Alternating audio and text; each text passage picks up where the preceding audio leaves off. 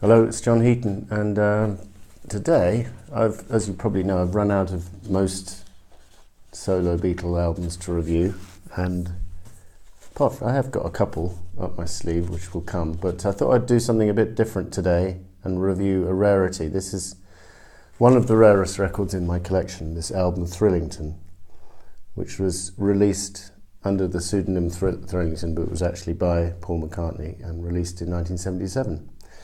So I'm going to talk about that album, but before I do, I'd just like to cover other goodies from the year 1977. So, as we know, Wings Over America was released in December of 1976, and they released a single from that album, which was not in a picture sleeve, and I don't actually have it. Maybe I'm Amazed, the live version. And that got to number 27 in the UK, and it got to number 10 in the US.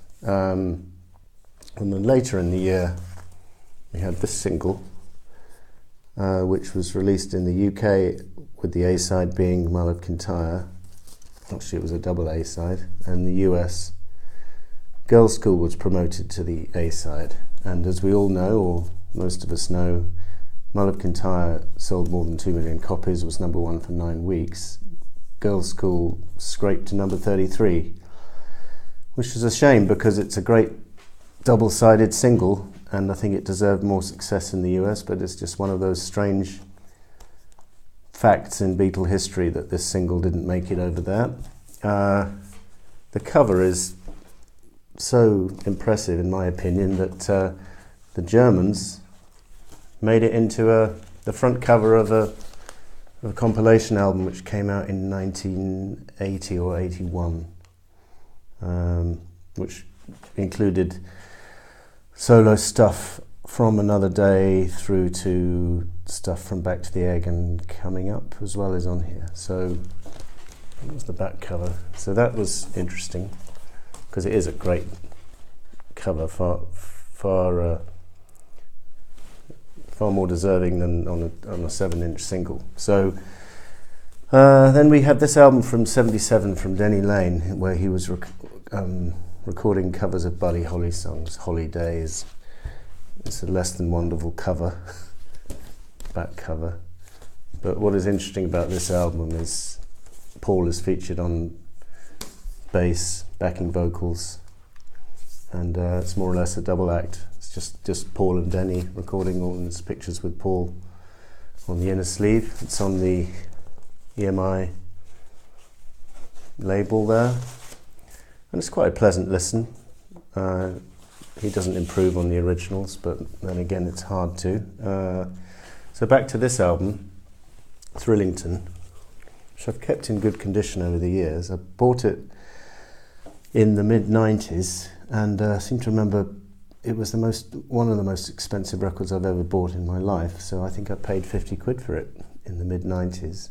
I just looked it up on Discogs just now, and I saw 3 copies available, ranging between 125 and 175 pounds. So it's appreciated in value.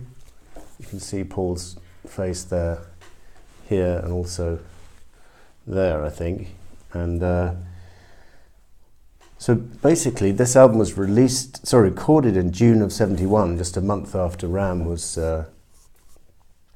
released, and it was going to be released soon after Ram as a kind of an immediate follow-up. But I guess Paul must have got cold feet, because the reviews of Ram from the critics were not that favourable, even though it was a number one album.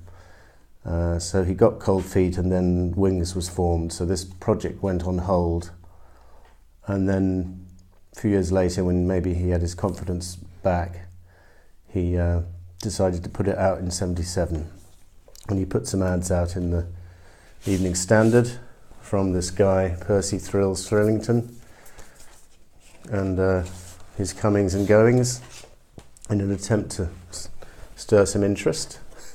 The album did not chart in either the US or the UK, but it quickly became a collector's item. As people thought it was Paul McCartney, and then later he confirmed in 1989 he was asked at a press conference was it you? And he said yes, and I think the album tripled in value more or less overnight. It's subsequently been released on CD as well, and what's interesting about it as well is it features Richard Hewson with some of the arrangements. Basically, if I forgot to mention it, this is an instrumental, kind of easy listening stroke jazz versions of all the songs from Ram. So no singing apart from some kind of choral, what's the word, barbershop singing on a couple of numbers, but no words really. And Richard Hewson was involved, and he was also involved in The Long and Winding Road. He did the string arrangement for Phil Spector, so I was kind of surprised that Paul was still on speaking terms with him, because by all accounts he hated that arrangement. So that's quite interesting. Other people featured who I hadn't really heard of: Vic Flick on guitar, Steve Gray on piano, Clem Catini on drums, Jim Lawless percussion, Chris Caron on something or other, and members of the Swingle Singers and Mike Sam Singers. And then the one musician I had heard of, Herbie Flowers on bass, who'd played with George over the years. So that's interesting. Tony Clark was involved as the engineer. Hypnosis did the artwork, and of course Hypnosis famous for doing covers for Pink Floyd and Led Zeppelin, as well as Wings.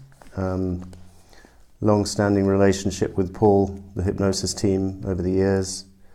Clint Harrigan, who wrote the liner notes, the same guy who wrote the liner notes for the Wildlife album, is a pseudonym for Paul McCartney. He confirmed that. I don't actually know who these individuals are. If anyone does know, then leave it in the comments. And I'm not sure if the guy with the Ram costume on is Paul or Richard Hewson or someone. I'm not sure. But good curiosity value, and not going to go through all the tracks. Just suffice to say that Too Many People is a very stirring opener with a brass band playing the tune, bringing out the melody. Other highlights include Dear Boy with the barbershop singing, outstanding. Uncle Albert is very nicely played, with the horn section doing the hands across the water bit. What else is a highlight here? Heart of the Country, again, some nice barbershop singing on that. Eat at Home is done at a reggae pace, whereas the album is more or less a straight rocker. So that's quite interesting, because Paul would explore reggae throughout the 70s, really, continuing with Love Is Strange on the first Wings album, and Sea Moon, the B-side of Hi Hi Hi in 72, among others, Seaside Woman with Linda. So all in all, this is an enjoyable listen. If you're in that kind of mood and you don't want to hear the finished album Ram, then there are a lot, because the tunes are so great that it's brought out in these instrumental versions.